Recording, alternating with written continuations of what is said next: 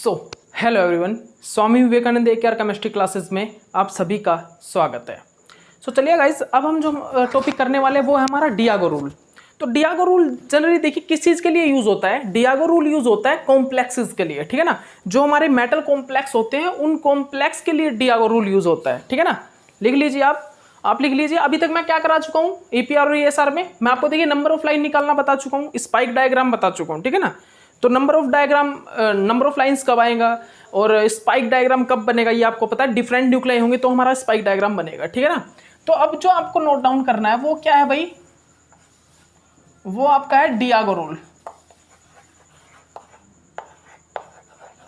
भाई देखिए मैं एक चीज बता देता हूं आपको, जो भी अब डियागो रूल को करने वाले हैं वो सभी नोट कर ले।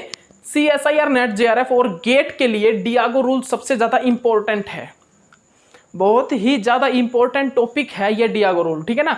और अब की बार मैं बता देता हूं, देखिए पिछली बार 2019 में मोसबोर स्पेक्ट्रोस्कोपी से क्वेश्चन पुटअप हुआ था, और अब की बार मेरे को लग रहा है जितना कि अब की बार मोसबोर स्पेक्ट्रोस्कोपी और EPR से क्वेश्चन जरूर बिल्कुल फाइनल है पुटअप होगा आपके सामने।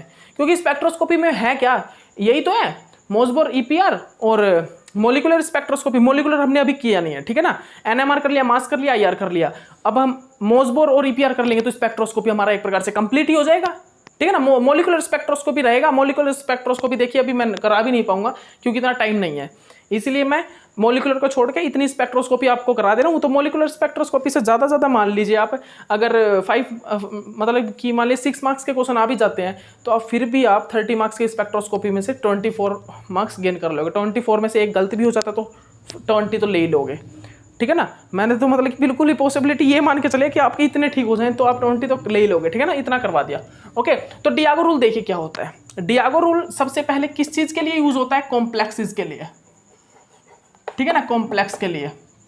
और यहां पर सेकंड रूल आपको जो लिखना है वो क्या है कि अगर मेरा कॉम्प्लेक्स में जो प्रोटॉन न्यूक्लियाई है वो अगर किसी एक्टिव न्यूक्लियाई के साथ, EPR और ESR एक्टिव न्यूक्लियाई के साथ कनेक्ट है तो उस प्रोटॉन की हम स्प्लिटिंग नहीं करते, उन प्रोटॉन्स की स्प्लिटिंग नहीं होती, ठीक है ना, याद रखिएगा। थर्ड रूल क्या बोलता है, लेकिन अगर जो प्रोटॉन न्यूक्लियाई है वो अगर किसी EPR और ESR इनएक्टिव न्यूक्लियाई के साथ कनेक्ट है तो मेरे जो प्रोटॉन है वो स्प्लिटिंग करेंगे। फिर मैं यहां पर फॉर्मूला लगाऊंगा स्प्लिटिंग वाला, ठीक है ना। तो इस चीज को आप याद रखिएगा, ठीक है, ओके। इस चीज को आप अच्छे से अपने कॉपी में नोट डाउन कर लीजिएगा सभी स्टूडेंट, ठीक है ना, ओके। तो मेरा सबसे पहला एग्जांपल हम डियागो रूल का ले रहे हैं, जो वो क्या है भाई, कॉपर NH3 for 2 पॉजिटिव, ठीक है ना। डियागो रूल का सबसे पहला एग्जांपल हम ले रहे हैं कॉपर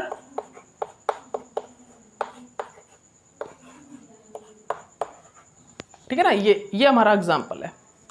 तो देखिए अब जो हम यहां पर नोट डाउन, अब जो हम यहां पर देखेंगे वो क्या है भाई, ध्यान से देखिएगा सभी स्टूडेंट। देखिए क्या है कॉपर। अब आपको यहां पर I की वैल्यू याद करनी होगी, जैसे कि मेटल्स की, जैसे कि यहां पर कॉपर की जो I की वैल्यू होती है वो क्या होती है मैं बता देता हूं आपको, 3/2, ठीक है ना। और नाइट्रोजन 14 में जो I की वैल्यू होती है वो होती है 1, और नाइट्रोजन 15 में जो I की वैल्यू होती है वो होती है हाफ, और हमारा हाइड्रोजन जो है उसकी वैल्यू क्या होती है, हाफ, किसकी, I की वैल्यू, ठीक है ना, I की वैल्यू। तो ये चीजें आपको पता है। तो देखिए यहां पर हम क्या करेंगे, डियागो रूल से हम यहां पर डियागो रूल से फाइंड आउट क्या करने वाले हैं, number of lines find out करने वाले हैं, ठीक है ना। मैं क्या बोल रहा हूं, डियागो रूल से हम यहां पर नंबर ऑफ लाइंस को फाइंड आउट करेंगे डियागो रूल से। तो डियागो रूल ये बोलता है अगर हमारा प्रोटॉन न्यूक्लियाई किसी एक्टिव न्यूक्लियाई के साथ कनेक्ट है तो वो क्या नहीं करेगा, वो स्प्लिटिंग नहीं करेगा। इसका स्ट्रक्चर क्या होगा, स्क्वायर प्लेनर इसका स्ट्रक्चर होगा। आप सभी स्ट्रक्चर को कर लीजिए, ये स्ट्रक्चर होगा, ठीक है ना, कॉपर 2 पॉजिटिव, ठीक है ना। तो देखिए अब बात आई कि भाई यहां पर तो दो आइसोटोप्स होते हैं जनरली किस चीज के, नाइट्रोजन के, 14 और एक होता है 15 वाले की I की वैल्यू होती है हाफ, 14 वाले की होती है I की वैल्यू कितनी, 1। तो कौन सा लेंगे, जिसकी नेचुरल अबंडेंस ज्यादा होगी ना उसको ही ले लेंगे। नेचुरल अबंडेंस किसकी ज्यादा होती है, N14 की। तो हम यहाँ पर जो यूज करेंगे I की वैल्यू N14 वाले की यूज करेंगे। तो देखिए अब नाइट्रोजन एक्टिव है और हाइड्रोजन भी एक्टिव है, तो सीधी सी बात है नाइट्रोजन के साथ हाइड्रोजन कनेक्ट है तो हाइड्रोजन की स्प्लिटिंग नहीं होगी, मतलब कि कॉपर की और नाइट्रोजन की ही स्प्लिटिंग होगी। तो कॉपर और नाइट्रोजन से हम number of line find out कर देंगे, ठीक है ना। यहाँ पर कॉपर 2 पॉजिटिव, आई की वैल्यू क्या होती है, I इज इक्वल टू 3/2, वो तो मैंने लिखवाई रखी है, डायरेक्ट नंबर ऑफ लाइन निकाल लीजिए। तो यहाँ पर कॉपर के लिए और नाइट्रोजन के लिए फॉर्मूला लगा देंगे 2Ni + 1, ठीक है ना, लगा दीजिए। 2 इंटू कॉपर कितने 1, I की वैल्यू 3/2 + 1, 2 इंटू आई की वैल्यू कितनी है 1, मतलब नाइट्रोजन की वैल्यू कितनी है 4, आई की वैल्यू कितनी है 1, ठीक है ना। तो कितना हो गया, क्या हो गया भाई, ये देखिए ये हो गया कितना 4 और ये कितना हो गया 9, 4 इंटू 9, तो 4 इंटू 9 कितना हो गया 9 चौक 36, ठीक है ना, 36 लाइन आ गई टोटल। तो अगर हम डियागो रूल के अकॉर्डिंग कॉम्प्लेक्स की बात करते हैं कि कितने नंबर ऑफ लाइन देगा, तो यहाँ पर लाइन दे रहा है कितनी 36 लाइन, ठीक है ना, 36 लाइन यहाँ पर आ रही हैं, ठीक है ना। तो यहाँ पर आपको नंबर ऑफ लाइंस मतलब पूछ सकता है, ठीक है ना, डियागो रूल में नंबर ऑफ लाइंस पूछेगा, ठीक है ना, तो वो आपको बतानी होंगी, ठीक है ना। अब देखिए अब क्या है, अब मेरा एक और एग्जाम्पल है वो देखिएगा। अब आपके एग्जाम्पल से अब आपके मैं एग्जाम्पल लिखवा रहा हूं, वो एग्जाम्पल आप सभी लिख लीजिए। पहला एग्जाम्पल आप सभी को करना स्टार्ट करना है, सेकंड एग्जाम्पल है ये टाइटेनियम H2O6 2 पॉजिटिव, ठीक है ना भाई। इसके बाद हमारा एग्जाम्पल क्या है Ml4, यहां पर जो मेटल है ना उसकी आई की वैल्यू तो कितनी होती है, यहां पर जो हमारा मेटल है उसकी आई की वैल्यू है भाई 3/2 और जो हमारा लिगैंड है उसकी आई की वैल्यू कितनी है, उसकी आई की वैल्यू 0 है, ठीक है ना। जो मेटल है उसकी आई की वैल्यू कितनी है भाई, यहाँ पर जो मेटल है उसकी आई की वैल्यू कितनी है, उसकी आई की वैल्यू है 3/2, लिगैंड की कितनी है 0, ठीक है ना। कर लीजिए आप अच्छे से, सभी स्टूडेंट कर लीजिए। उसके बाद क्या है, मैं यहाँ पर फोर्थ एग्जाम्पल क्या है, copper H2O6, copper H2O6 2 positive, ठीक है ना। और इसके बाद हमारा एग्जाम्पल क्या है भाई, कॉपर H2O6 2 पॉजिटिव। इसके बाद हमारा एग्जाम्पल क्या है, फिफ्थ नंबर पे जो एग्जाम्पल है हमारा वो है ट्रांस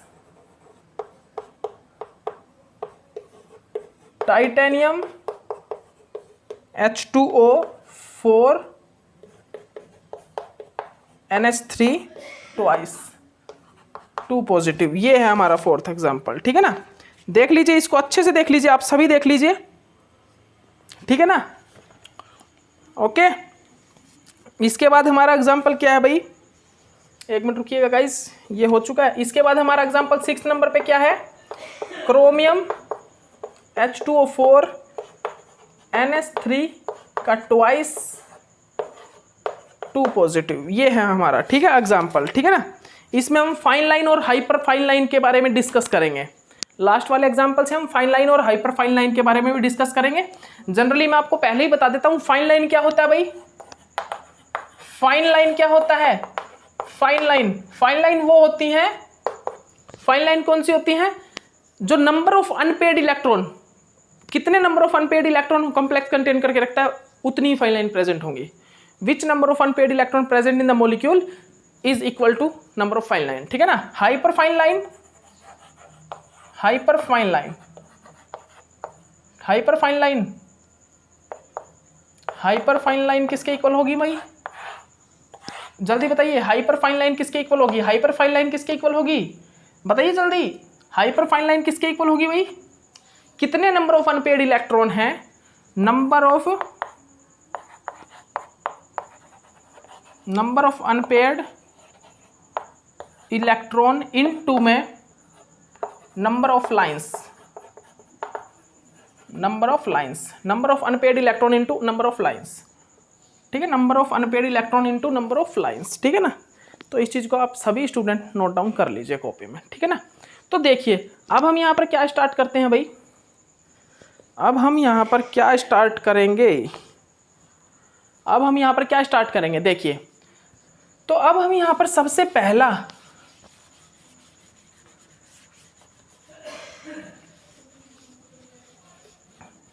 तो अब हम यहाँ पर क्या देखेंगे भाई, सबसे पहले सेकंड जो ये नंबर पे एग्जांपल लिया है इसको देखेंगे, इसके हम नंबर ऑफ लाइंस निकालेंगे। तो कैसे निकालेंगे भाई, देखिए यहाँ पर देखिए क्या है स्ट्रक्चर, टाइटेनियम परफेक्ट ऑक्टाहेड्रल ही है, H मतलब H2O।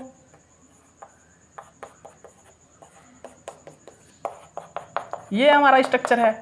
अब यहाँ पर ऑक्सीजन तो 16 है और ऑक्सीजन 16 क्या EPRESR इनएक्टिव है, मतलब कि यहाँ पर ऑक्सीजन तो स्प्लिट नहीं करेगा लेकिन हाइड्रोजन तो करेगा ना। हाइड्रोजन यहाँ पर कितने टाइप के हैं, यहाँ पर हाइड्रोजन परफेक्ट ऑक्टाहेड्रल ज्योमेट्री है, ये परफेक्ट ऑक्टाहेड्रल ज्योमेट्री आपको पता हो। यहाँ पर जो T2G1 सिमेट्रिक होगी और अनसिमेट्री T2G1 सिमेट्री के कारण यहाँ पर जो इलेक्ट्रॉन है वो मतलब कि ये एक प्रकार से JTD के अपोजिट है, मतलब JTD की एप्लीकेशन है जो क्या बोलती है कि यहाँ पर JTD होने के बावजूद भी यहाँ पर परफेक्ट ऑक्टाहेड्रल ज्योमेट्री होती है। मैंने आपको बता दिया था जिसको हम क्या बोलते हैं, statistics Jahn Teller distortion effect, ठीक है ना। और एक था डायनेमिक जोन टेलर डिस्टोर्शन, ठीक है ना।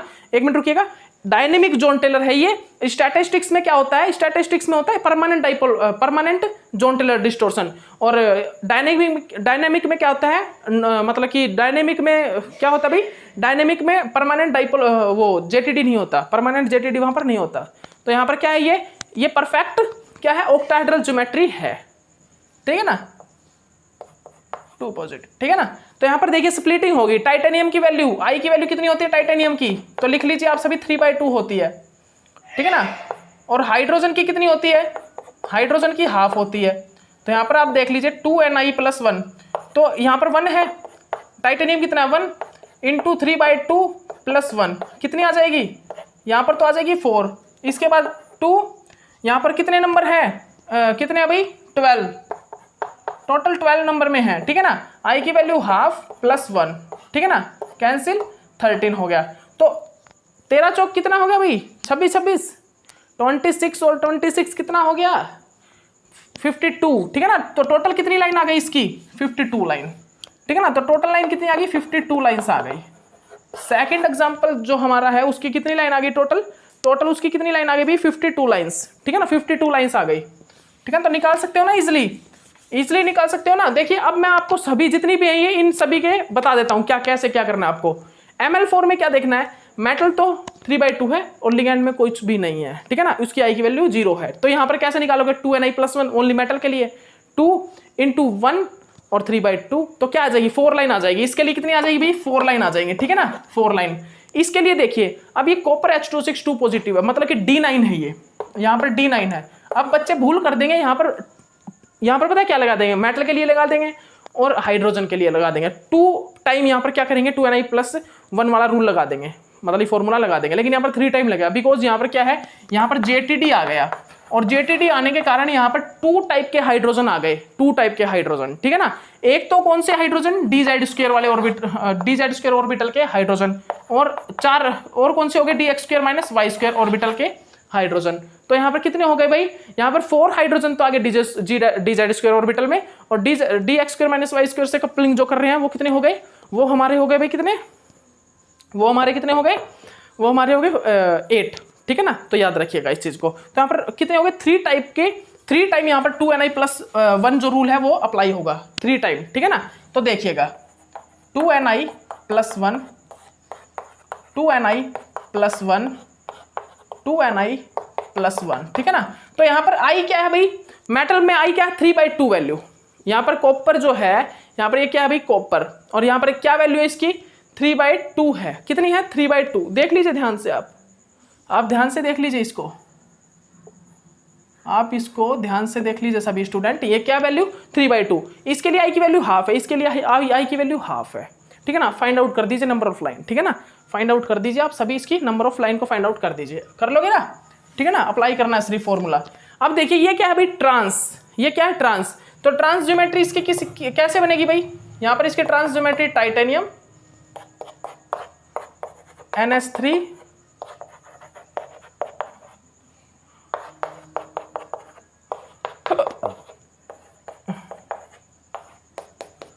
ठीक है ना।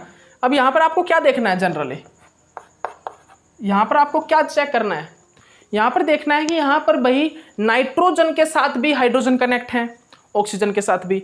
तो देखिए यहाँ पर ये वाले हाइड्रोजन तो स्प्लिट करेंगे लेकिन ये वाले नहीं करेंगे, बिकॉज ये वाले हाइड्रोजन एक एक्टिव न्यूक्लियाई के साथ कनेक्ट है, इसीलिए यहाँ पर जो है क्या क्या स्प्लिट करेगा, ओनली नाइट्रोजन की स्प्लिटिंग होगी लेकिन हाइड्रोजन की स्प्लिटिंग नहीं होगी। लेकिन यहाँ पर ऑक्सीजन की स्प्लिटिंग नहीं होगी, यहाँ पर हाइड्रोजन की स्प्लिटिंग होगी और यहाँ पर टाइटेनियम की स्प्लिटिंग होगी। तो यहाँ पर 3 टाइम फॉर्मूला लगाएंगे, 2ni+1 into 2ni+1 into 2ni+1, ठीक है ना। तो 3 टाइम यहाँ पर इस टाइप से फॉर्मूला लगता है। तो यहाँ पर आई की वैल्यू टाइटेनियम के 3/2 और नाइट्रोजन 14 के लिए 1 और हाइड्रोजन के लिए हाफ, फाइंड आउट कर दीजिए वैल्यू, ठीक है ना। एन की वैल्यू आपको दिखाई दे रही है, ठीक है ना। ओके, तो डियागो रूल ऐसे लगता है। तो आप सभी को डियागो रूल लगाना आ गया होगा। डियागो रूल में हम नंबर ऑफ लाइन निकालते हैं कॉम्प्लेक्स के लिए, ठीक है ना। नंबर ऑफ लाइन निकालते किस चीज़ के लिए भाई, कॉम्प्लेक्स के लिए, ठीक है ना। तो ये देखिए अच्छे से समझ लीजिए इस चीज़ को। और ये देखिए अब ये क्या है, क्रोमियम। क्रोमियम के लिए आई की जो वैल्यू होती है वो 5/2 होती है, ठीक है ना। क्रोमियम के लिए आई की वैल्यू क्या होती है, 5/2, ठीक है ना। यहाँ से मैं आपको नंबर ऑफ लाइन, जो फाइन लाइन होती है वो भी बताऊंगा और हाइपर फाइन लाइन भी बताऊंगा, ठीक है ना। तो देखिए मैं रफ कर देता हूँ इसको कंप्लीट को,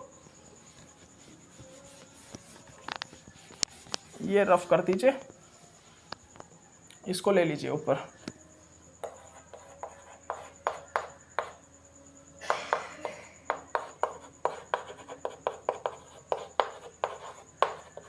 ठीक है ना, ये एग्जांपल मैंने ले लिया। अब इसके में लिए मुझे नंबर ऑफ लाइन निकालने हैं, हाइपर फाइन, फाइन लाइन सभी निकालना है। तो देखिए यहाँ पर क्या है भाई, क्रोमियम क्या है, क्रोमियम 2 पॉजिटिव, D6 होता है। 2 पॉजिटिव आने के कारण कितना बच गया, D4 बच गया। और ये कितने हैं, अनपेड इलेक्ट्रॉन है 4 के 4, ठीक है ना, 4 अनपेड इलेक्ट्रॉन। मतलब कि यहाँ पर फाइन लाइन कितनी है, टोटल फाइन लाइन कितनी है, 4 है, क्योंकि फाइन लाइन अनपेड इलेक्ट्रॉन के इक्वल होती है।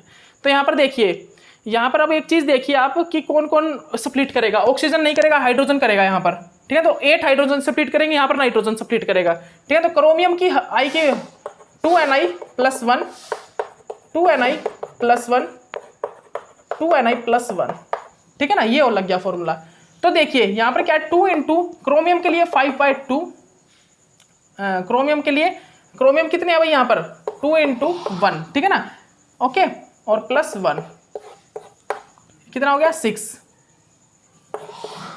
उसके बाद यहां पर क्या आ जाएगा, 2 इंटू एन कितना है यहाँ पर, एन है 8, एन है 8, ठीक है ना। आई कितनी, आई की वैल्यू हाफ +1, ये कितना आ गया 9, ठीक है ना। ये कितना आएगा 2 इंटू एन कितना है, एन कितना है 2 और यहाँ पर आई की वैल्यू क्या है 1 और ये क्या है +1, ठीक है ना, हो गया, ठीक है। 2 दूनी 4 और 1 5।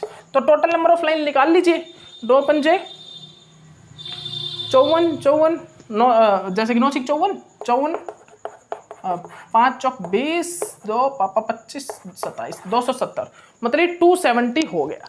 ये कितना आ गया, ये 270 लाइन यहाँ पर आ गई, ठीक है ना। ये कितनी आ गई टोटल नंबर ऑफ लाइन, 270 आ गई, 270 नंबर ऑफ लाइन आ गए, ठीक है ना। तो अगर हम हाइपर फाइन लाइन निकाले तो हाइपर फाइन लाइन कैसे आएगी, कौन सी, हाइपर फाइन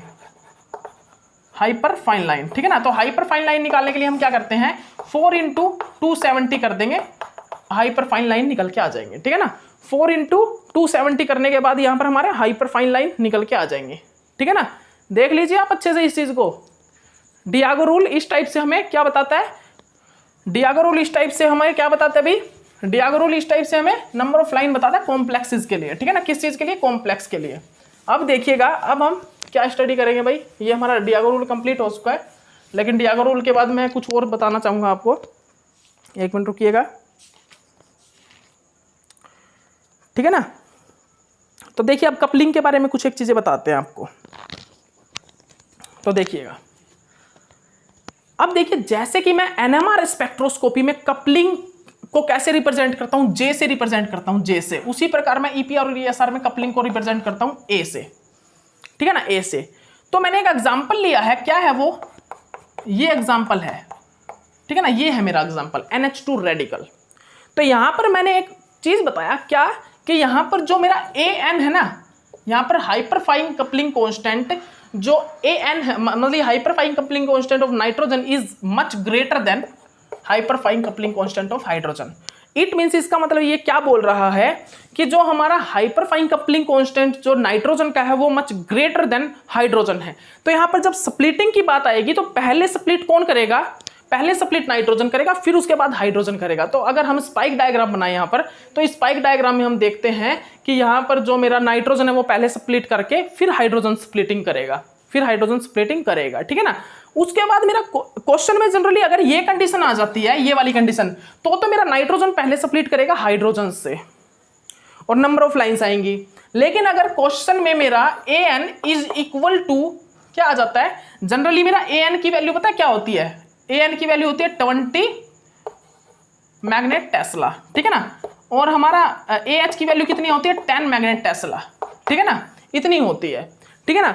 तो यहां पर हम देखते हैं जो an है वो किसके इक्वल है, 2ah के, an is equal to 2ah है, an जो होता है 2ah के इक्वल है। तो हम देखते हैं कि अगर क्वेश्चन में an is equal to 2ah वाली कंडीशन आ गई तो कुछ नंबर ऑफ लाइंस में चेंजेस आ जाते हैं, नंबर ऑफ लाइंस में कुछ एक चेंजेस आ जाते हैं, वही चेंजेस हम यहां पर देखेंगे, ठीक है ना। उन चेंजेस को ही जनरली हम यहां पर चेक भी करेंगे।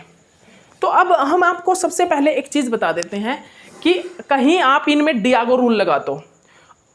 डियागो रूल के अकॉर्डिंग तो क्या होता है, अगर मेरा प्रोटॉन न्यूक्लियाई किसी भी एक्टिव न्यूक्लियाई के साथ लगा है तो वो कभी भी स्प्लिटिंग नहीं करेगा। लेकिन यहां पर डियागो रूल लगेगा ही नहीं, क्योंकि डियागो रूल कॉम्प्लेक्स के लिए लगता है। This is not a complex, this is a molecule, this is not a complex, this is a molecule. तो ये मॉलिक्यूल है, ठीक है ना, NH2 radical is a molecule, ठीक है ना। तो ये एक कॉम्प्लेक्स नहीं है, और डियागो रूल कॉम्प्लेक्स पे अप्लाई होता है। तो यहां पर हम स्प्लिटिंग हाइड्रोजन की भी करेंगे, नाइट्रोजन की भी करेंगे। ये चीज मैं आपकी फाइनल कर देता हूं। कभी आप यहां पर डियागो रूल के अकॉर्डिंग लगाओ कि सर प्रोटॉन लगाया एक्टिव न्यूक्लियाई के साथ तो ये तो स्प्लिट करेगा ही नहीं, दिस इज रॉन्ग, ठीक है ना, ये रॉन्ग है। यहां पर डियागो रूल नहीं लगेगा, ठीक है ना। तो यहां पर स्प्लिट दोनों की होगी, ठीक है ना, इसकी भी इसकी भी। लेकिन हमको देखना क्या है, हमको देखना है कि पहले स्प्लिट कौन करेगा, नाइट्रोजन या हाइड्रोजन, ठीक है ना। क्योंकि स्पाइक डायग्राम में हमें यही चीज देखनी होती है कि पहले नाइट्रोजन या हाइड्रोजन कौन स्प्लिट करेगा, ठीक है ना। तो हमको ये चीजें चेक करनी होती है। तो नाइट्रोजन का आपको पता है नाइट्रोजन 14 इन्वॉल्व होगा, यहाँ पर हाफ वैल्यू इन्वॉल्व होगी, यहाँ पर I = 1 वैल्यू इन्वॉल्व होगी, ठीक है। तो ये चीज आपको पता ही है।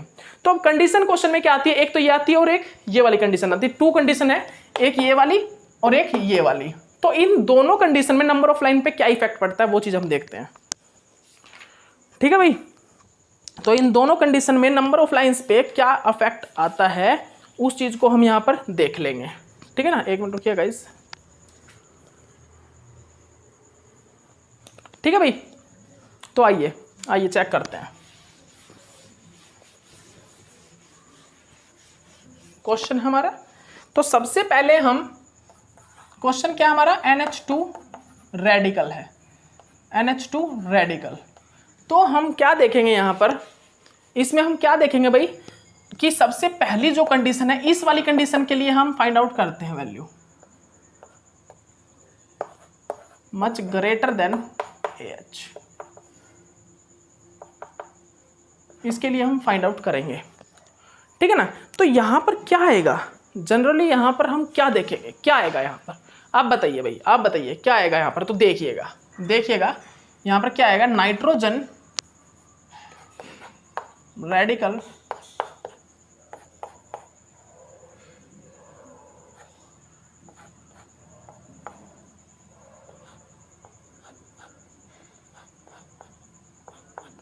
ठीक है ना। देख लीजिए आप देख लीजिए, सभी स्टूडेंट आप सभी देख लीजिएगा इस चीज को, ठीक है ना भाई।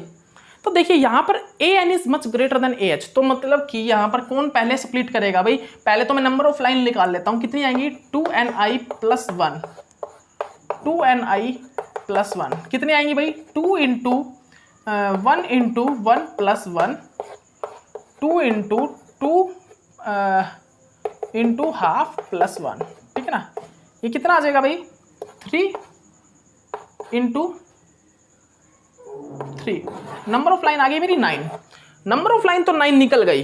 अब आएगा स्पाइक डायग्राम। स्पाइक डायग्राम से हम देखते हैं कि कौन पहले स्प्लिट करेगा। तो पहले स्प्लिट नाइट्रोजन करेगा, देन हाइड्रोजन करेगा। तो नाइट्रोजन कितने में करेगा, नाइट्रोजन स्प्लिटिंग कर रहा है भाई किसमें, ट्रिपलेट में कर रहा है, ट्रिपलेट ऑफ ट्रिपलेट।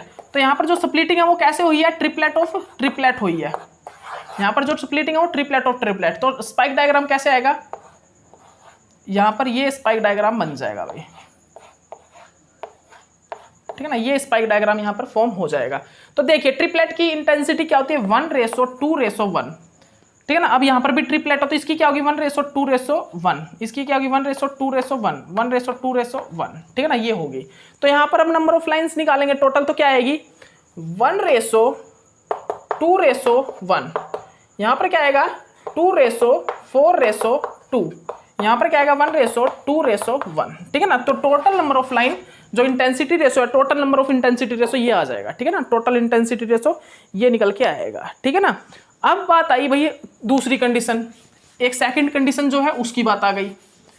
अब उस सेकंड कंडीशन में क्या हुआ, अगर मेरा कंडीशन कौन सी आ जाती है भाई, क्वेश्चन में अगर मेरी सेकंड कंडीशन आ जाए an is equal to 2ah, ये वाली कंडीशन आ जाए, तो इस कंडीशन में क्या होता है, इस कंडीशन में मेरी जो कुछ एक लाइंस होती हैं वो ओवरलैप कर जाती हैं आपस में, और ओवरलैप करके वो एक मतलब कि जैसे 2 लाइन है वो ओवरलैप करेंगी और वो सिंगल में कन्वर्ट हो जाएंगे, ठीक है ना। इस कंडीशन में क्या होता है, कुछ एक लाइंस होती हैं वो ओवरलैप करके 2 लाइन ओवरलैप करके और सिंगल में कन्वर्ट हो जाएंगी। कैसे देखिएगा, कैसे, इसमें नंबर ऑफ लाइन कितना आया था 9 आया था, ठीक है ना 9, ठीक है ना। कैसे आया था वो देखिए, इस टाइप से हमारी 9 लाइन आई थी,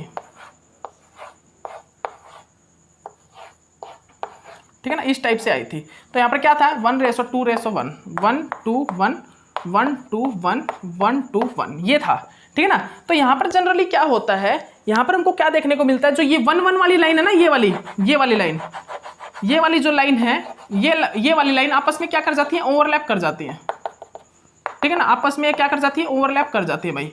और इनके ओवरलैप करने के कारण ये कन्वर्ट हो जाती है सिंगल लाइन में, ये कन्वर्ट हो जाती है भाई सिंगल लाइन में। उसके बाद जब हम यहाँ पे काउंट करते हैं कितने नंबर ऑफ लाइन हो गई 1 2 3 4 5 6 7, तो यहाँ पर क्या देखा, जब ये कंडीशन आई तो कुछ एक लाइन थी वो कम हो गई, वहां पर क्या हुआ कुछ लाइन कम होगी, और यहाँ पर कितनी लाइन कम हो गई 2 लाइन कम हो गई, यहाँ पर 2 लाइन्स क्या हो गई कम हो गई मेरी, ठीक है। तो इन लाइन्स ने क्या कर लिया आपस में ओवरलैपिंग कर ली और वो सिंगल में कन्वर्ट हो गई, ठीक है ना। तो हमने क्या देखा, जब ऊपर वाली कंडीशन थी 9 लाइन आ रही थी, लेकिन नीचे वाली कंडीशन में कुछ लाइन कम हो गई, क्यों, क्योंकि यहाँ पर कुछ एक लाइन ओवरलैप कर गई इस कंडीशन में, और ओवरलैप करने के कारण वो क्या होगी कम हो गई, ठीक है ना, और वो सिंगल में कन्वर्ट हो गई, ये 2 लाइन ओवरलैप हो गई सिंगल में कन्वर्ट हो गई, ठीक है ना। ओके, तो इस चीज को आप अच्छे से नोट डाउन कर लीजिए अपनी कॉपी में, ठीक है, सभी आप इस चीज को अच्छे से अपनी कॉपी में नोट डाउन कर लीजिए, ठीक है ना भाई। ओके, इसके बाद जनरली देखिए हम क्या चीज देखते हैं, इसके बाद मैं आपको जी वैल्यू के बारे में बताऊंगा कुछ, क्या भाई जी वैल्यू के बारे में, इसके बाद हम आपको जी वैल्यू के बारे में कुछ डिस्कस कर लेते हैं। अब ये जी वैल्यू भी बहुत ज़्यादा इंपॉर्टेंट है जनरली, ठीक है ना। और जो कल जो टॉपिक कराने वाला हूँ Mossbauer spectroscopy, this is a most important topic, Mossbauer spectroscopy भी बहुत ज़्यादा इंपॉर्टेंट टॉपिक है, याद रखिएगा। आप सभी इस चीज़ को नोट डाउन कर लीजिए, बेशक से कहीं कहीं पर भी कर लीजिए, जो मोसबोर स्पेक्ट्रोस्कोपी है वो भी बहुत ज़्यादा इंपॉर्टेंट है। फिर उसके बाद बायो ऑर्गेनिक आएगा, और पीरियोडिसिटी बायो ऑर्गेनिक पीरियोडिसिटी, और एक और टॉपिक है बायो ऑर्गेनिक पीरियोडिसिटी, और एक और टॉपिक है, उस टॉपिक को भी आप कर लीजिए। देखता हूँ, रुकिए, एक और जो आपका टॉपिक रह गया है, हाँ, रेडियो एक्टिविटी और न्यूक्लियर केमिस्ट्री, वो भी बहुत ज़्यादा इंपॉर्टेंट है। देखिए इन टॉपिक में 1-2 दिन लग सकते हैं, 1-2 दिन लग सकते हैं इन टॉपिक में, जैसे कि रेडियो एक्टिविटी, न्यूक्लियर केमिस्ट्री, ये थोड़ा टाइम ले सकती हैं, क्योंकि इनमें मेरे को आपको समझाना होगा, सब कुछ अच्छे से समझाना होगा, ठीक है ना, क्योंकि ऐसी वैसी यूनिट नहीं है, ठीक है ना, बहुत अच्छे से समझाने वाली यूनिट है न्यूक्लियर केमिस्ट्री, रेडियो एक्टिविटी, ठीक है ना, अच्छी यूनिट है ये। तो आपको देखिए थोड़ा सा देख करके चलिएगा, इन यूनिट को अच्छे से समझ के करिएगा, जैसे भी कराऊँ आपको, ठीक है ना। ओके, तो अब देखिए क्या है, अब हमारा क्या है भाई, जी वैल्यू के बारे में थोड़ा डिस्कस कर लेते हैं। जी वैल्यू, तो देखिए आपको मैं एक चीज़ बताना चाहूँगा, ये जी वैल्यू क्या है। जैसे कि एनएमआर स्पेक्ट्रोस्कोपी में डेल्टा वैल्यू केमिकल शिफ्ट की होती है, ठीक है ना, केमिकल शिफ्ट की वैल्यू हम डेल्टा से रिप्रेजेंट करते हैं, जिसकी यूनिट क्या होती है पीपीएम। उसी प्रकार ईपीआर और ईएसआर स्पेक्ट्रोस्कोपी में जो हमारी वैल्यूज होती हैं केमिकल शिफ्ट की वैल्यू, उसको हम जी से रिप्रेजेंट करते हैं, जो केमिकल शिफ्ट वैल्यू होती है उसको हम जी से रिप्रेजेंट करते हैं, किसको, ईपीआर और ईएसआर में। तो फ्री इलेक्ट्रॉन्स के लिए जो जी की वैल्यू होती है वो होती है कितनी भाई, जी वैल्यू कितनी होती है फ्री इलेक्ट्रॉन्स के लिए 2.0023 होती है। मैं जो बता रहा हूं उसको ध्यान से आप सुन लीजिए, मैं जो आपको बता रहा हूं भाई उसको आप ध्यान से सुन लीजिए, उसको ध्यान से आप सुन लीजिए अपने, कॉपी में लिख लीजिए, जो जी वैल्यू है वो फ्री इलेक्ट्रॉन्स के लिए होती है, वो कितनी होती है 2.0023 होती है जी वैल्यू, 2.0023 होती है, ठीक है ना।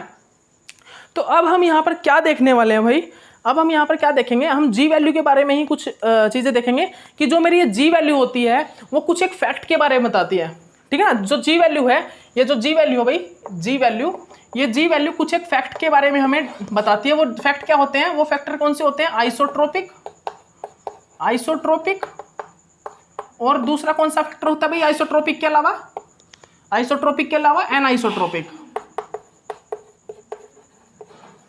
एक होता है आइसोट्रोपिक और एक होता है एनाइसोट्रोपिक, ठीक है ना। इन फैक्ट्स के बारे में हमें कौन बताता है, जनरली जी वैल्यू बताता है। तो आइसोट्रोपिक्स मीन क्या होता है, मतलब कि सेम, आइसोट्रोपिक मतलब होता है सेम, ठीक है ना। आइसोट्रोपिक का मतलब क्या होता है, सेम होता है, ठीक है ना।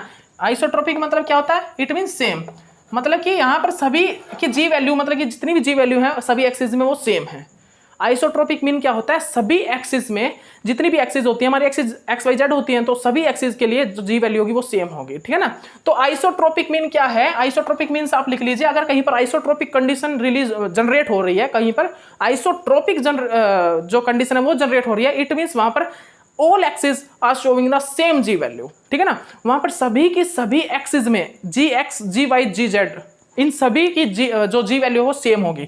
इट मीन्स वहां पर ये कंडीशन जनरेट होगी, वहां पर ये वाली कंडीशन जनरेट हो जाएगी, ठीक है ना। वहां पर ये वाली कंडीशन जनरेट हो जाएगी, ठीक है ना। तो आप देख लीजिए इसको, आप अच्छे से आप अपनी कॉपी में इस चीज को नोट डाउन कर लीजिए, ये कंडीशन जनरेट होगी आइसोट्रोपिक कंडीशन में, ठीक है ना। आइसोट्रोपिक कंडीशन में जी वैल्यू सेम होती है ऑल एक्सिस में, ठीक है, जी एक्स, जी वाई, जी जेड, ठीक है ना। ओके, ठीक है ना। लेकिन अब देखिए होती तो है फाइंड आउट, होती तो भाई आइसोट्रोपिक में सेम, लेकिन ये किस कंडीशन में, मतलब कि कैसा सॉल्यूशन होना चाहिए, क्या होना चाहिए भाई। तो सुनिएगा मेरी बात, जब हमारा आइसोट्रोपिक कंडीशन कम जनरेट होती है, आइसोट्रोपिक कंडीशन जनरेट होती है किस चीज में, लिक्विड के लिए, गैस के लिए और फॉल्स सॉलिड के लिए। फॉल्स सॉलिड, अब ये फॉल्स सॉलिड क्या होते हैं, अमोर्फस सॉलिड, अमोर्फस सॉलिड, ठीक है ना। अमोर्फस सॉलिड, अमोर्फस सॉलिड कौन से होते हैं, फॉल्स सॉलिड होते हैं। तो याद रखिए लिक्विड, गैस और फॉल्स सॉलिड, मतलब अमोर्फस सॉलिड के लिए हमेशा आइसोट्रोपिक कंडीशन जनरेट होती है। तो इन चीजों के लिए जो जी वैल्यू होती है वो सभी एक्सिस में सेम रहती है, ठीक है ना। तो आप इन चीजों को लिख लीजिए अपनी कॉपी में, आप इस चीज को अपनी कॉपी में सभी स्टूडेंट नोट डाउन कर लीजिए। जो मेरी आइसोट्रोपिक कंडीशन होती है, क्या भाई आइसोट्रोपिक कंडीशन, आप सभी लिख लीजिए इस चीज को। जो मेरी आइसोट्रोपिक कंडीशन होती है वो किस चीज के लिए जनरेट होती है, liquid, gas, false solid, false solid मतलब अमोर्फस सॉलिड, ठीक है ना। इन चीजों के लिए आइसोट्रोपिक कंडीशन जनरेट होती है। आइसोट्रोपिक कंडीशन में जी वैल्यू सभी एक्सिस में सेम होती है, ठीक है ना। ओके, इसके बाद देखिए, ये तो बात थी किसकी, ये बात किसकी थी, फॉल्स सॉलिड के लिए, लिक्विड, गैस के लिए। लेकिन अगर मेरा क्रिस्टलिन आ जाए, क्रिस्टलिन, ठीक है ना, क्रिस्टलिन सॉलिड, ठीक है ना, क्या आ जाए, क्रिस्टलाइन सॉलिड आ जाए, ठीक है ना। अगर मेरा क्रिस्टलाइन सॉलिड आ जाए, अगर हम बात करें क्रिस्टलाइन सॉलिड के, ठीक है ना, तो क्रिस्टलाइन सॉलिड में जनरली क्या होता है, आप लिख लीजिएगा, क्रिस्टलाइन सॉलिड अगर मेरा कहीं पर आ जाए, अगर मेरा कहीं पर क्रिस्टलाइन सॉलिड आ जाए, तो क्रिस्टलाइन सॉलिड में जनरली क्या होता है, क्रिस्टलाइन सॉलिड में भाई क्या हो जाता है, वहां पर टू टाइप की कंडीशन जनरेट हो जाती है। वहां पर क्या होता है, वहां पर हमारी टू टाइप की कंडीशन जनरेट हो जाती हैं। एक तो होती है chiral, chiral solid, chiral solid मतलब कि वो कायरल है, वो सॉलिड जो भी मॉलिक्यूल है वो कायरल है। और एक होता है अकायरल, अकायरल, ठीक है ना। एक अकायरल कंडीशन, एक कायरल कंडीशन। अगर मेरी कायरल कंडीशन है, अगर मेरी कायरल कंडीशन है, तो वहां पर क्या होगा, वहां पर मेरा जो जी एक्स है वो इक्वल होगा जी वाई के, but G Y is not equal to ji Z. मतलब की बात साफ है, कायरल सॉलिड मतलब कायरल कंडीशन में क्या होगा, जो मेरा जी एक्स मतलब कि जी वैल्यू जो एक्स एक्सिस में जो जी वैल्यू है, मतलब कि जो मेरी एक्स एक्सिस में जो जी वैल्यू है वो तो इक्वल है जी वाई के, g value of y axis. लेकिन g Y is not equal to ji z. क्या बोल रहा हूं, जी एक्स एक्सिस जो है वो इक्वल है जी वाई के, but G Y is not equal to ji Z, ठीक है ना। और यहां पर क्या होता है भाई, इस कंडीशन में क्या होता है, इस कंडीशन में g x is not equal to g Y is not equal to ji Z, ठीक है ना। यहां पर इस कंडीशन में क्या होता है, g x, ji y, g z is not equal. All's are not equal, ठीक है ना। तो जी एक्स और g Y is equal, g Y is not equal to ji z. ये क्या, इसको क्या बोलते हैं हम, इसको बोलते हैं कायरल कंडीशन, मतलब क्रिस्टलाइन सॉलिड का कायरल पार्ट, क्रिस्टलाइन सॉलिड का कायरल सॉलिड पार्ट, ठीक है ना। लेकिन क्रिस्टलाइन सॉलिड का अकायरल पार्ट में क्या होता है, वहां पर अनइक्वल होती है सभी की वैल्यू, वहां पर क्या होता है, वहां पर जी एक्स जी वाई जी जेड सभी अनइक्वल होता है, ठीक है ना, वहां पर सभी की वैल्यू अनइक्वल होती है, वहां पर जी एक्स जी वाई जी जेड मतलब सभी एक्सिस में जी की वैल्यू डिफरेंट होती है, अकायरल जो हमारी अकायरल कंडीशन होती है, ठीक है ना। Achiral condition of crystalline solid में जी वैल्यू ऑल एक्सिस में डिफरेंट होती है, ठीक है ना। तो आप इस चीज को नोट डाउन कर लीजिएगा अपने कॉपी में, आप सभी इस चीज को नोट डाउन कर लीजिएगा, ठीक है ना। तो अगर मैं बात करूं एनाइसोट्रोपिक की, तो ये वाली जो कंडीशन होती है ना, ये वाली कंडीशन एनाइसोट्रोपिक में ही जनरेट होती है, एनाइसोट्रोपिक में ही जनरेट होती है, ठीक है ना। तो आप इस चीज को अच्छे से अपनी कॉपी में सभी स्टूडेंट नोट डाउन कर लीजिए, ठीक है ना। आप सभी स्टूडेंट नोट डाउन कर लीजिए, ये वाली कंडीशन जो है एनाइसोट्रोपिक कंडीशन में ही जनरेट होती है, ठीक है ना। तो देखिए अब हम क्या देखेंगे, जी वैल्यू डिपेंड करती है भाई किस चीज पे, नंबर ऑफ इलेक्ट्रॉन डेंसिटी पे। तो जितने number of unpaired electron increase होंगे उतनी ही ज्यादा जी वैल्यू भी इंक्रीज होगी। सो लिख लीजिए, g value is depend upon the number of unpaired electron. जो मेरा जी वैल्यू होती है वो जी वैल्यू डिपेंड करती है किस चीज पे, नंबर ऑफ अनपेड इलेक्ट्रॉन पे। Increase the number of unpaired electron with orbitals then increase the G value. अगर अनपेड इलेक्ट्रॉन की डेंसिटी इंक्रीज हो रही है, अनपेड इलेक्ट्रॉन डेंसिटी इंक्रीज हो रही है तो जी वैल्यू इंक्रीज होगी। दोबारा सुन लीजिए, increase the number of unpaired electron density then increase the G value, ठीक है ना। ओके, तो याद रखिएगा आप, then increase the G value, ठीक है ना। ओके, याद कर लीजिए आप, ठीक है ना। तो देखिए, तो हमको क्या देखना भाई, एनाइसोट्रोपिक कंडीशन। एनाइसोट्रोपिक कंडीशन क्या होती है, एनाइसोट्रोपिक कंडीशन क्या होती है भाई, जहां पर g x unequal to g y unequal to ji z हो, ठीक है ना। सभी एक्सिस में जी की वैल्यू डिफरेंट हो, वही एनाइसोट्रोपिक कंडीशन कहलाती है, ठीक है ना। उसके बाद हम यहां पर क्या देखते हैं, उसके बाद हम यहां पर क्या देखते हैं कि जी value is depend upon, g value is depends upon the G value is depends upon the number of unpaired electron density, number of unpaired electron density, number of unpaired electron density पे depend करता है क्या, जी value, ठीक है ना। तो आप इस चीज को अच्छे से सभी स्टूडेंट नोट डाउन कर लीजिए।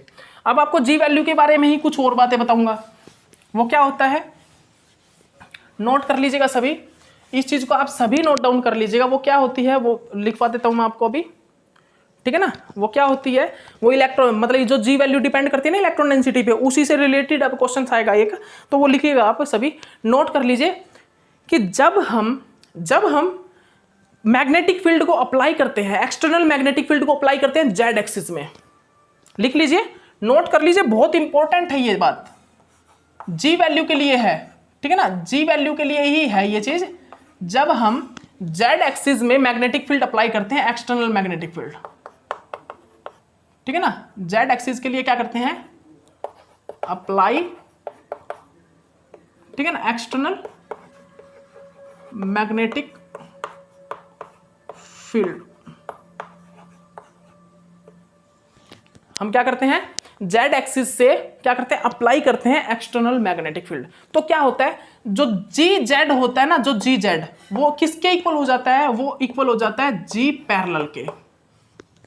अगर हम क्या करें, जेड एक्सिस पे एक्सटर्नल मैग्नेटिक फील्ड अप्लाई करते हैं तो जो जी वैल्यू है, जो जी जेड वैल्यू है, वो जी पैरेलल के इक्वल हो जाती है, ठीक है ना।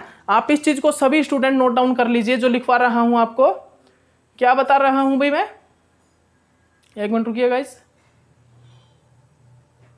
आप सभी लिख लीजिए इस चीज को कि अगर हम एक्सटर्नल मैग्नेटिक फील्ड को अप्लाई करें कहां पर भाई, जेड एक्सिस में, तो मेरा जो जी जेड वैल्यू है, जी जेड वैल्यू वो किसके इक्वल हो जाती है, जेड एक्सिस में जो जी वैल्यू होती है, जेड एक्सिस की जो जी वैल्यू होती है वो जी वैल्यू ऑफ पैरेलल के इक्वल हो जाती है। किस चीज के, g z is equal to g parallel, ठीक है ना। और यहां पर जो मेरा क्या होता है भाई, और यहां पर मेरा जो एक्स स्क्वायर मतलब कि एक प्रकार से D X square minus Y square लगा के चले, तो ये जनरली इसको हम बोलते हैं डी जेड स्क्वायर, ठीक है ना। जी जेड जो है equal to d Z square ही होता है, ठीक है ना, जी जेड जो होता है वो डी जेड स्क्वायर की ही इक्वल होता है, ठीक है ना। और D X square minus Y square किसके इक्वल होता है जनरली, जी एक्स और जी वाई के, ठीक है ना। तो यहाँ ये किसके इक्वल हो जाते हैं, ये परपेंडिकुलर, जी परपेंडिकुलर के इक्वल हो जाते हैं, ठीक है ना। तो याद रखिएगा आप इस चीज को, सभी स्टूडेंट आप नोट डाउन भी कर लीजिए इस चीज को। जब हम एक्सटर्नल मैग्नेटिक फील्ड को जेड एक्सिस में अप्लाई करेंगे, जेड एक्सिस में, तो हमारा जो जी जेड है वो इक्वल टू जी पैरेलल हो जाएगा, और जो जी एक्स और जी वाई जो वैल्यू होती है, मतलब एक्स एक्सिस और वाई एक्सिस में जो जी की वैल्यू होती है वो जी परपेंडिकुलर के इक्वल हो जाती हैं। लेकिन अगर मैं जो magnetic field, external magnetic field वो एक्स एक्सिस या एक्स एक्सिस में अप्लाई करूं, एक्स एक्सिस में, तो मेरा जो क्या होगा, जी एक्स तो जी पैरेलल के इक्वल हो जाएगा, और जो जी वाई और जी जेड है वो परपेंडिकुलर के इक्वल हो जाएगा। लेकिन हमने कंडीशन ये वाली ली है, ठीक है ना, जेड एक्सिस में मैग्नेटिक फील्ड अप्लाई किया है, ठीक है ना। तो आप याद रखिए, तो यहाँ पर g z is equal to g parallel और जी x ji Y is equal to g perpendicular, ठीक है ना। तो आप इस कंडीशन को भी जल्दी से अपनी कॉपी में नोट डाउन कर लीजिए सभी स्टूडेंट, ठीक है ना। तो उसके बाद हम क्या देखते हैं, उसके बाद हम देखते हैं जेटीडी को, और जेटीडी से हम फाइंड आउट करते हैं मतलब कि किस कंडीशन में जी पैरेलल जी परपेंडिकुलर, किस कंडीशन में जी परपेंडिकुलर ज्यादा होगा, जी पैरेलल ज्यादा होगा, और किस कंडीशन में मतलब कि ये देखेंगे किस जेटीडी को देख के, जेड आउट और जेड इन को देख के हम देखेंगे कि किस कंडीशन में हमारा क्या ज्यादा होगा, जी जेड ज्यादा होगा या g x square minus Y square, मतलब जी एक्स या जी वाई ज्यादा होगा, ठीक है ना। हम क्या देखेंगे, जी जेड ज्यादा होगा या जी एक्स और जी वाई ज्यादा होगा, इस चीज को हम देखेंगे, ठीक है ना, कौन ज्यादा हुआ इसमें। तो वो हम देखते हैं जेड आउट और जेड इन से, ठीक है ना। मैं जल्दी में मतलब कि थोड़ा सा वो कर देता हूँ, ठीक है ना। तो क्या बोल रहा हूँ, अब हम क्या देखेंगे, जेटीडी को देख लेते हैं, जेटीडी के स्ट्रक्चर को। जेटीडी के स्ट्रक्चर को हम कैसे देखते हैं, जेड आउट और जेड इन के लिए, ठीक है ना। अब हम क्या देखते हैं जनरली, जेटीडी कहाँ पर होता है भाई, ठीक है ना। जेड आउट देख लीजिए, जेड आउट मतलब जेड मतलब इलोंगेशन। अब जेड इन देख लीजिए, जेड इन मतलब कंप्रेशन। जेड आउट मतलब क्या होता है, इलोंगेशन। जेड इन मतलब क्या होता है, कंप्रेशन, ठीक है ना। तो देखिएगा आप, अब हम जो आपको बताने वाले हैं वो क्या है भाई, अब जो हम आपको बताएंगे वो क्या है, उसको आप सभी स्टूडेंट नोट डाउन कर लीजिए अपनी कॉपी में। अब हम जो आपको बताने वाले हैं भाई वो क्या है, जेटीडी में हम जेड आउट और जेड इन को देख लेंगे। कैसे क्या होता है भाई, जेड आउट में क्या होता है कि ऑर्बिटल जो मेरे बाहर से लिगैंड जो होते हैं वो किसके साथ करेंगे, वो मेरे D X square minus Y square के साथ आके ओवरलैपिंग करेंगे, और जेड जो है वो इलोंगेट हो जाएगा, मतलब बाहर की तरफ निकल आएगा। तो वहां पर क्या देखते हैं हम, वहां पर हमारे जो कौन से ऑर्बिटल भाई, जो हमारा डी एक्स जेड जो ऑर्बिटल है और जो डी वाई जेड जो ऑर्बिटल है, उनकी एनर्जी तो क्या हो जाएगी, सबसे कम होगी। फिर उसके बाद हम क्या देखते हैं, जो डी एक्स वाई जो ऑर्बिटल है उसकी एनर्जी थोड़ी ज्यादा होगी। उसके बाद किसकी होगी, डी जेड स्क्वायर ऑर्बिटल की। फिर क्या होगी, फिर किसकी होगी भाई, D X square minus Y square orbital की, ठीक है ना। तो देखिएगा अब मैं आपको क्या बता रहा हूं, D9 में सबसे ज्यादा क्या होता है, जॉन टेलर डिस्टॉर्शन होता है। किसमें, D9 में सबसे ज्यादा जॉन टेलर डिस्टॉर्शन होता है। तो आप फिलअप कर दीजिए, 1 2 1 2 1 2 1 2 और ये 1, ठीक है ना। ओके, यहां पर भी आप बना दीजिए, यहां पर भाई डी एक्स वाई नीचे आएगा जेड इन में, और देख लीजिए डी एक्स वाई नीचे आएगा, यहाँ पर D X Z D Y Z ऊपर जाएंगे, यहाँ पर क्या होगा, D X square minus Y square नीचे आएगा, और यहाँ पर क्या होगा, डी जेड स्क्वायर ऊपर आएगा, ठीक है ना। तो यहाँ पर इलेक्ट्रॉन फिलअप कर दीजिए, 1 2 1 2 1 2 1 2 और ये 1, ठीक है ना। इस टाइप से हम देखते हैं। तो यहाँ पर क्या चीज देखेंगे हम, क्या चीज चेक करेंगे भाई, यहाँ पर हम क्या देखते हैं, जेड आउट और जेड इन में हम क्या देखेंगे कि यहाँ पर भी जॉन टेलर डिस्टॉर्शन है, ये चीज तो हमको पता है। लेकिन यहां से हम जॉन टेलर डिस्टॉर्शन के थ्रू हम जी वैल्यू देखेंगे कि जी पैरेलल ज्यादा होगा या जी परपेंडिकुलर ज्यादा होगा, और सबसे कम क्या होगा, जी फ्री इलेक्ट्रॉन तो सबसे कम होगा वैल्यू, ठीक है ना। याद रखिएगा, जी फ्री इलेक्ट्रॉन की जो वैल्यू होगी वो सबसे कम होगी, ठीक है ना। लेकिन अब हमको देखना है कि जेड आउट कंडीशन में जी पैरेलल ज्यादा होगा या जी परपेंडिकुलर ज्यादा होगा, और जी पैरेलल इज इक्वल टू क्या होता है, जी जेड होता है, जी जेड इज इक्वल टू क्या होता है, डी जेड स्क्वायर होता है, ठीक है ना। और हमारा जी परपेंडिकुलर क्या होता है, जी एक्स और जी वाई होता है, ठीक है ना। और जी एक्स जी वाई क्या होता है, D X square minus Y square orbital होता है, ठीक है ना। तो आपको इसी चीज से पता लग जाएगा जी वैल्यू, ठीक है ना। तो मैंने आपको एक चीज बताया, increase the number of electron density with orbital then increase the G value. मैंने आपको एक चीज बताया भाई, अगर ऑर्बिटल में इलेक्ट्रॉन डेंसिटी इंक्रीज होगी तो मेरा क्या होगा भाई, जी वैल्यू भी इंक्रीज होगी। मैंने आपको क्या बताया, अगर मेरा ऑर्बिटल में इलेक्ट्रॉन डेंसिटी इंक्रीज होती है तो मेरा जी वैल्यू भी इंक्रीज होगी। तो अब आप यहां पर बहुत अच्छे से एक बार देख लीजिए सभी स्टूडेंट। तो अब हम यहां पर फाइंड आउट करने वाले कुछ एक चीजें, ठीक है ना, उसको देख लीजिए। तो देख लिया ना भाई आपने, यहां पर देख लिया। यहां पर देखिए जेड आउट में जो डी जेड स्क्वायर ऑर्बिटल में क्या है, इलेक्ट्रॉन डेंसिटी हाई है, इंक्रीज। लेकिन जेड इन में D X square minus Y square orbital में इलेक्ट्रॉन डेंसिटी, सबसे ऊपर वाले ऑर्बिटल देखो, इन दोनों ऑर्बिटल में किसमें ज्यादा है, इसमें या इसमें, D X square minus Y square orbital में क्या है, इलेक्ट्रॉन डेंसिटी हाई है, ठीक है ना। तो जेड इन में तो D X square minus Y square में, और जेड आउट में डी जेड स्क्वायर ऑर्बिटल में इलेक्ट्रॉन डेंसिटी हाई है। बस इसी चीज से आपको कुछ पता लग जाएगा किसकी जी वैल्यू ज्यादा होगी, इससे आपको पता लग जाएगा, ठीक है ना। ओके, ठीक है भाई। तो आप ये मतलब ये आप हर जगह अप्लाई कर सकते हो इस फॉर्मूले को, जेड आउट और जेड इन को। आपको अगर जी वैल्यू का पता करना है, जी वैल्यू किसकी ज्यादा होगी, तो आप ये अप्लाई कर सकते हो। ये तो मैंने सबसे ज्यादा जो हमारा जॉन टेलर डिस्टॉर्शन D9 के लिए होता है ना, तो इसीलिए D9 का एग्जांपल ले लिया, ठीक है ना। तो देखिए अब हम जेड आउट कंडीशन लेंगे, अब हम जो कंडीशन लेंगे वो लेंगे जेड आउट।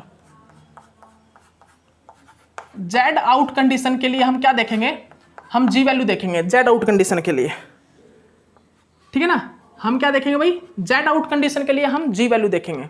तो सुनिएगा ध्यान से, अब जेड आउट कंडीशन में नंबर ऑफ इलेक्ट्रॉन डेंसिटी किस ऑर्बिटल में ज्यादा थी, D X square minus Y square D Z square में।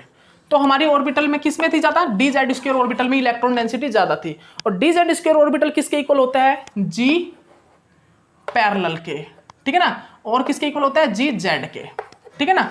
तो आप सभी ने एक चीज देखा, g z is equal to g parallel होता है। इट मींस जो जी पैरेलल है उसकी एनर्जी ज्यादा होगी, किस चीज से, जी परपेंडिकुलर से। और जो हमारा D X square minus Y square क्या होता है, जी किसके इक्वल होता है, वो जी परपेंडिकुलर और जी एक्स जी वाई के इक्वल होता है। It means G parallel. देखिए यहां पर इलेक्ट्रॉन डेंसिटी किसमें ज्यादा है, डी जेड स्क्वायर ऑर्बिटल में, तो हमारा जी पैरेलल ज्यादा होगा जी परपेंडिकुलर से। और जी फ्री इलेक्ट्रॉन जो है वो सबसे कम होता है, जी फ्री इलेक्ट्रॉन जो है वो सबसे कम होता है, जी फ्री इलेक्ट्रॉन। तो g value of free electron के लिए सबसे कम होती है, याद रखिएगा। G value of free electron is lower than g parallel और जी परपेंडिकुलर। तो याद रखिए जी पैरेलल और जी परपेंडिकुलर से फ्री इलेक्ट्रॉन की जी वैल्यू तो कम ही रहेगी, ठीक है ना, हमेशा, ठीक है ना। उसके बाद आता है हमारा जेड इन, ठीक है ना। उसके बाद हमारा क्या आता है, जेड इन की कंडीशन। तो यहां पर आपने पता लग गया ना, यहां पर हमारा ये ऑर्डर आएगा। अगर हमारा जेड आउट के लिए जी वैल्यू का ऑर्डर पूछे तो क्या आएगा, g parallel is greater than g perpendicular is greater than g free electron, ठीक है ना, ये आएगा। उसके बाद देखिए, उसके बाद देखिएगा, उसके बाद आता है हमारा जेड इन कंडीशन।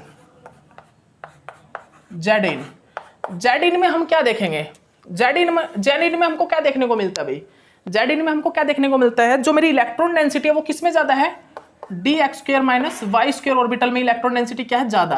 और ये किसके इक्वल होता है, ये इक्वल होता है भाई किस चीज के, जी परपेंडिकुलर और जी एक्स जी वाई के इक्वल होता है।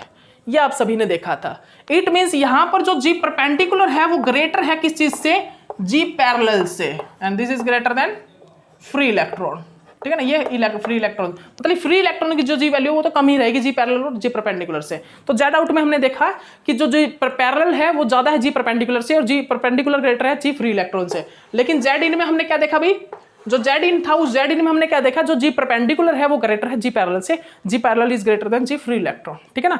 तो हमने क्या देखा, अगर number of electron density increase होगी ऑर्बिटल्स में तो हमारा जी वैल्यू भी इंक्रीज होगा। तो फाइनल कंक्लूजन यही निकल के आया जी वैल्यू का कि increase the number of electron density then increase the G value, ठीक है ना। तो फाइनल ये कंक्लूजन निकल के आ गया, ठीक है ना। और जी फ्री इलेक्ट्रॉन के लिए जो वैल्यू होती है, इसके लिए जो वैल्यू होती है वो क्या होती है, जी वैल्यू वो होती है 2.0023, ये जी वैल्यू आती है, ठीक है ना।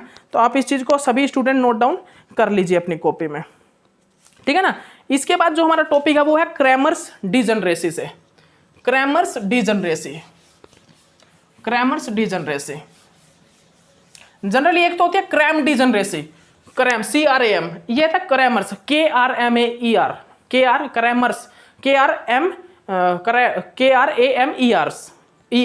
क्रैमर्स डिजनरेसी, ठीक है ना। एक तो होती है क्रैम डिजनरेसी, वो कब होती है, जब हम मैग्नेटिक फील्ड अप्लाई करके स्प्लिटिंग करवाते हैं, स्प्लिटिंग करवाते हैं तो जनरेट होती है, और इलेक्ट्रिक फील्ड से स्टार्क स्प्लिटिंग होती है, ठीक है ना। लेकिन ये होती है Cramer's degeneracy, KRAMERS, Cramer's degeneracy, ठीक है ना। क्या होती है क्रैमर्स डिजनरेसी, KRMAR, क्रैमर्स, एक मिनट रुकिएगा, KRAM सॉरी क्रैमर्स ना, KRA आएगा, KRMERS, क्रैमर्स डिजनरेसी, ठीक है ना, क्रैमर्स डिजनरेसी, ठीक है ना, क्रैमर्स डिजनरेसी। तो जनरली क्रैमर्स डिजनरेसी आखिरकार क्या होता है? तो ये क्रैमर्स डिजनरेसी होता क्या है आखिरकार? तो सुनिए मेरी बात, ध्यान से सुनिएगा, ध्यान से सुनिएगा। जो मेरा एक क्रैमर्स डिजनरेसी टॉपिक है, इसमें क्या देखते हैं हम कि यहां पर विदाउट मैग्नेटिक फील्ड भी स्प्लिटिंग होती है, जीरो फील्ड स्प्लिटिंग। लेकिन किन के लिए? जब हमारा नंबर ऑफ अनपेयर्ड इलेक्ट्रॉन 1 से ज्यादा हो। क्या बोल रहा हूं, ध्यान से सुनिएगा। क्रैमर्स डिजनरेसी में क्या होता है, देख लीजिए भाई, टाइम हो गया है, बस टाइम हो गया है, इसीलिए मैं सोच रहा हूं क्रैमर्स डिजनरेसी भाई नेक्स्ट में कराऊंगा, इसी में करा देते, 10 मिनट का ही टॉपिक है। तो क्रैमर्स डिजनरेसी में क्या होता है, अगर मेरा नंबर ऑफ अनपेयर्ड इलेक्ट्रॉन 1 से ज्यादा है तो क्रैमर्स डिजनरेसी आती है, वहां पर क्रैमर पेयर बनते हैं, वहां पर क्रैमर डबलेट बनते हैं। तो कितने क्रैमर पेयर बनेंगे, कितने क्रैमर डबलेट बनेंगे, इस चीज को देखना हमें। तो क्रैमर डबलेट और क्रैमर पेयर एक ही चीज होती है, जितने क्रैमर पेयर होंगे उतना ही क्रैमर डबलेट बनेगा। अब ये मत सोचिए क्रैमर डबलेट, जो क्रैमर डबलेट हो गया, क्रैमर पेयर होगा, अलग अलग होता है, वो एक ही होता है, ठीक है ना। तो यहां पर हम क्या देखते हैं, नंबर ऑफ अनपेयर्ड इलेक्ट्रॉन अगर 1 से ज्यादा होगा, 1 से ज्यादा, तो वहां पर हम क्या देखते हैं, वहां पर क्रैमर डिजनरेसी जनरेट होती है। और उसमें क्या होता है, without magnetic field, without external magnetic field भी क्या होता है, वहां पर क्रैमर डिजनरेसी से स्प्लिटिंग होती है, जिस स्प्लिटिंग को बोलते हैं जीरो फील्ड स्प्लिटिंग। क्या? जब नंबर ऑफ अनपेयर्ड इलेक्ट्रॉन 1 से ज्यादा हो जाए तो वहां पर क्रैमर डिजनरेसी जनरेट होती है, जिसके कारण क्या होता है, जीरो फील्ड स्प्लिटिंग जनरेट होती है, जीरो फील्ड स्प्लिटिंग, जिसके कारण हमारे क्रैमर पेयर, क्रैमर डबलेट बनते हैं। तो कितने क्रैमर पेयर बनेंगे, कितने क्रैमर डबलेट बनेंगे, उस चीजों को हम देखते हैं। तो ठीक है भाई, ओके। तो सबसे पहला एग्जाम्पल हमारा क्या है भाई, आप देखिएगा भाई, सबसे पहले हम क्या ले रहे हैं, सबसे पहले हम ले रहे हैं 2 number of unpaired electron, 2 unpaired electron ले रहे हैं।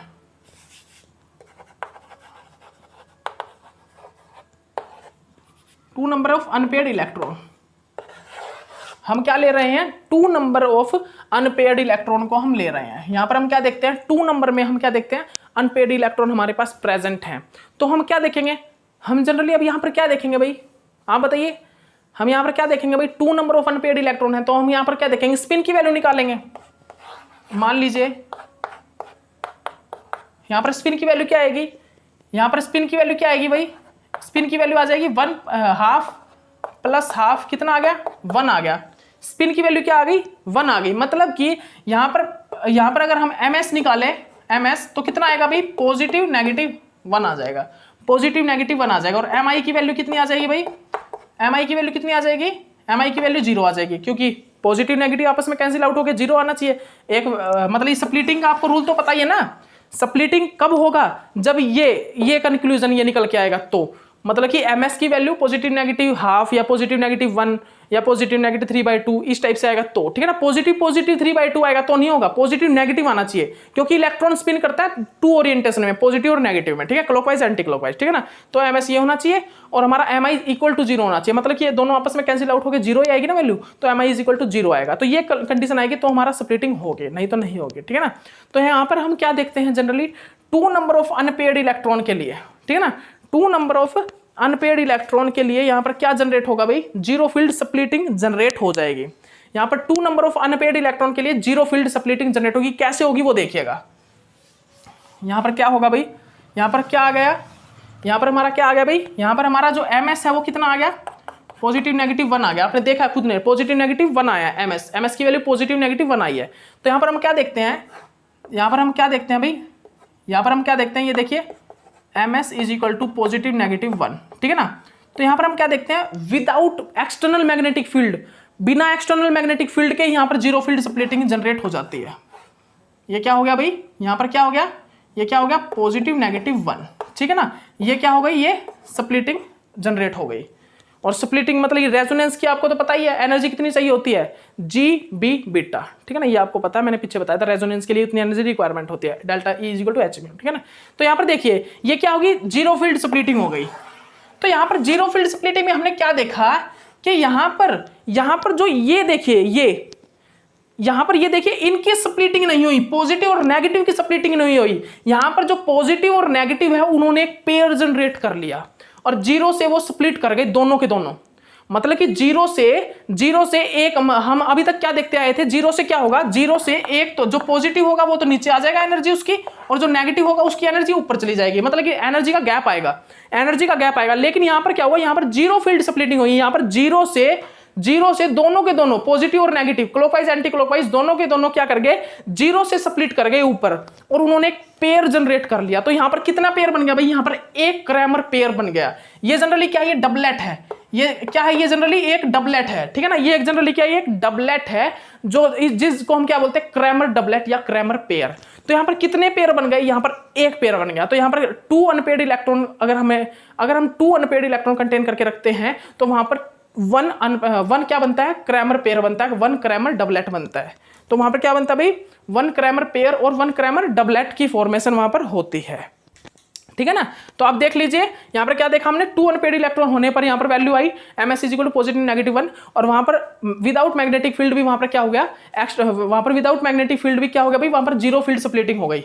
जीरो फील्ड स्प्लिटिंग का मतलब कि इस जीरो से ही स्प्लिटिंग होगी दोनों की, पॉजिटिव और नेगेटिव दोनों कंडीशन में, ठीक है ना, पॉजिटिव नेगेटिव दोनों के दोनों जीरो से ही स्प्लिट कर गए ऊपर की तरफ, ठीक है ना, पेयर की फॉर्म में, ठीक है ना, पेयर की फॉर्म में, आपस में स्प्लिट नहीं हुए, पेयर की फॉर्म में, डबलेट फॉर्म में ही ऊपर तरफ चले गए, ठीक है ना। तो ये यहां पर क्या बन गया, एक क्रैमर डबलेट बन गया, एक क्रैमर पेयर बन गया। तो टू इलेक्ट्रॉन के लिए क्या बनता है भाई, वन क्रैमर पेयर बनता है, वन क्रैमर पेयर या डबलेट, ठीक है ना, वन क्रैमर पेयर या डबलेट बनता है, ठीक है ना। तो आप इस चीज को अच्छे से अपनी कॉपी में सभी स्टूडेंट नोट डाउन कर लीजिए,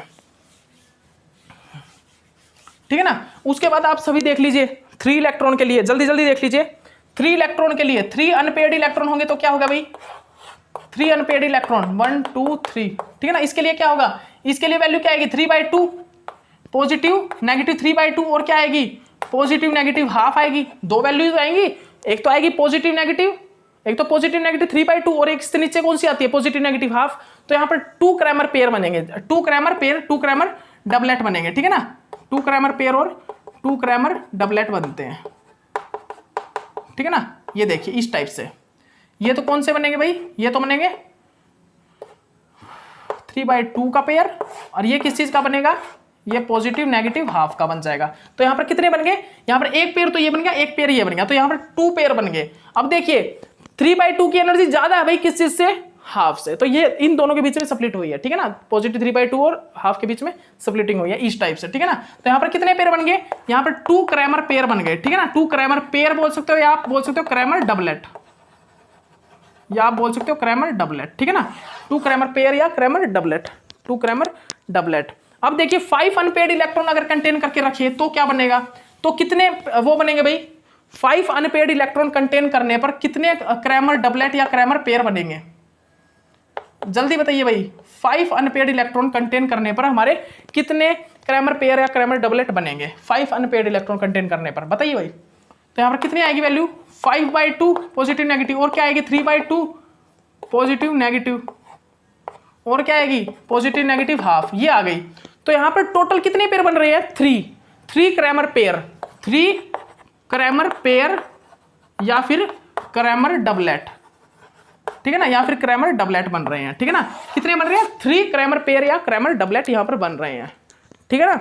तो आप बस यही देख लीजिए, बस टाइम हो गया भाई। एग्जाम्पल एक दे देता हूं आपको मैं, घर से करके लाना उसको, इस एग्जाम्पल को आप घर से करके लेके आना भाई। हमारा क्या है, क्रोमियम एग्जाम्पल है, यहाँ पर जो मेरा एग्जाम्पल है वो क्या है, क्रोमियम का है, ओनली क्रोमियम का, क्रोमियम 3 पॉजिटिव का, ठीक है ना। यहाँ पर हमारे पास क्रोमियम 3 पॉजिटिव, इसमें आप बताइए क्रैमर पेयर क्रैमर डबलेट कितना बनेगा। देखिए क्रैमर यहाँ पर कितना है भाई, देखिए D3 है, तो यहाँ पर कितना हो गया, 3 अनपेयर्ड इलेक्ट्रॉन हो गया, और 3 अनपेयर्ड इलेक्ट्रॉन के लिए कितनी आई थी वैल्यू, 3 अनपेयर्ड के लिए 2 क्रैमर पेयर बने थे, 2 क्रैमर पेयर या फिर क्रैमर डबलेट, ठीक है ना, 2 क्रैमर पेयर और क्रैमर डबलेट बने थे। तो ये आपका EPR और ESR कंप्लीट हुआ, ठीक है ना। ईपीआर रेडियसर कंप्लीट हुआ। अब हम नेक्स्ट जो है मोसबर्ग स्पेक्ट्रोस्कोपी करेंगे। अभी आपका इतना ही करेंगे, यहाँ से आप इस पार्ट से आपका क्वेश्चन आएगा CSIR नेट JRF में। ओके, अभी लिए इतना ही काफ़ी, नेक्स्ट लेक्चर करेंगे मोसबर्ग स्पेक्ट्रोस्कोपी। Okay, bye.